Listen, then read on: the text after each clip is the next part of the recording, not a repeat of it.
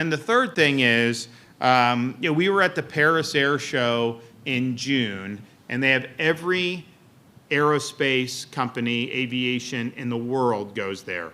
All the defense, all the space stuff, like the Blue Origins of the world, anything you can think of involving any of those industries was there. So we did a lot of meetings, we did a lot of things, and one of the things that was kind of in vogue is this advanced air mobility vertiports. And these things they kind of look like almost like a helicopter, but they don't have the propeller. They just kind of have like little small wings, and they just go straight up and then kind of take you. They run on battery power, and they're designed to go really kind of like inside of 60 miles, would you say?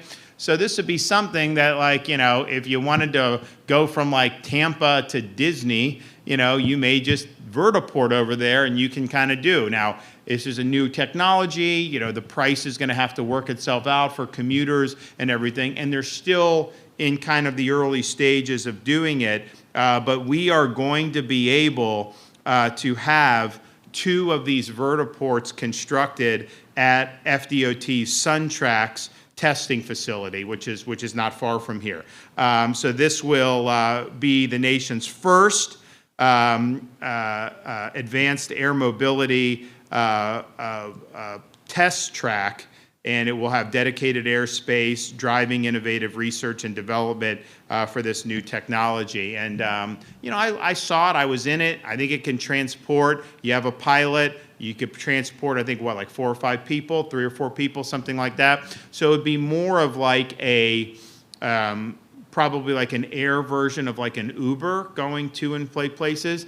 But the idea would be, if they can do this to scale, if they can make it economical, it would take some traffic off the roads, because they could cycle through with travelers on doing that. And so we're just trying to have as many options as possible. But it's more of a short run thing. It's not going to go from Miami to Jacksonville or Miami to Pensacola. It's really within that 60 mile. And in areas where there is traffic, where you want to get from maybe one urban center to the next, it makes a lot of sense. I would imagine they'll be flying these off like southern Manhattan, and flying these these Wall Street guys different places like that. They'll definitely use it for that.